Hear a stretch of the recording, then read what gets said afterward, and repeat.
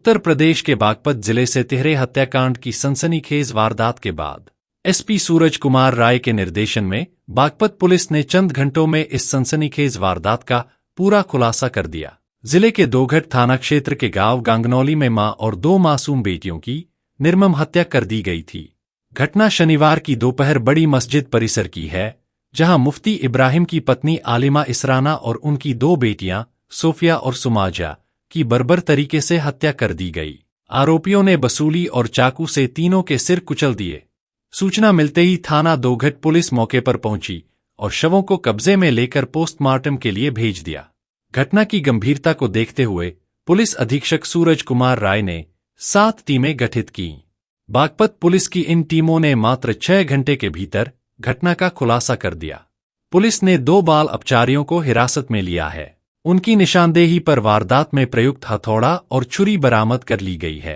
इस संबंध में पुलिस अधीक्षक सूरज कुमार राय ने ब्रज दर्पण न्यूज को विस्तृत जानकारी दी।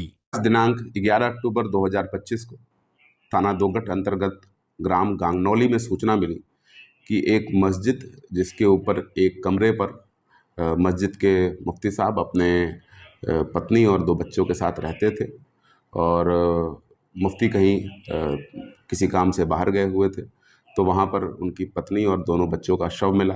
इस घटना पर तत्काल थाना police, CO Baraut, additional SP मेरे और स्वयं डीआईजी महोदय के द्वारा भी घटनास्थल का निरीक्षण किया गया और तत्काल घटना के सफल अनावरण के लिए 7 टीमें लगा दी गई। फील्ड यूनिट के द्वारा भी मौके से आवश्यक फिंगरप्रिंट्स और डीएनए साक्ष्य उठाए गए और लगातार जो 7 टीमें थी उन्होंने बड़े कम अवधि के अंदर वीडियोस को देख के 2 संदिग्धों को चिन्हित किया और जिनसे जब पूछताछ की गई तो ज्ञात हुआ कि ये दोनों बच्चे जो बाल अपचारी हैं, ये उसी मस्जिद के नीचे मौलवी से तालीम हासिल करते थे और मौलवी इनकी अक्सर पिटाई कर देता था, जिसके कारण क्षुब्ध होकर इन्होंने इस घटना की योजना बनाई और ये घटना कारित की।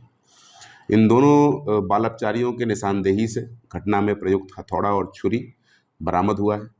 जानकारी में ये आया कि कल यानी दिनांक 10 अक्टूबर को इनमें से एक बाल अपचारी के साथ मुफ्ती ने पिटाई की थी और जिसके कारण उसने अपने दूसरे साथी को साथ लेकर ये पूरी योजना बनाई और आज जब मुफ्ती किसी काम से बाहर गए हुए थे और उनका परिवार अपने कमरे में सो रहा था दोपहर 1 बजे के आसपास, तब इन्होंने इस घटना को अंजाम दिया और अंजाम देने के बाद वहाँ से वो फरार हो गए।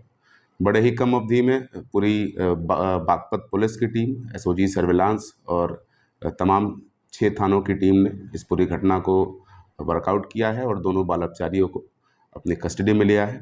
थाना दोघट पर वादी की तहरीर पर अभियोग पंजीकृत करके आवश्यक विधिक कार्रवाई की जा रही है।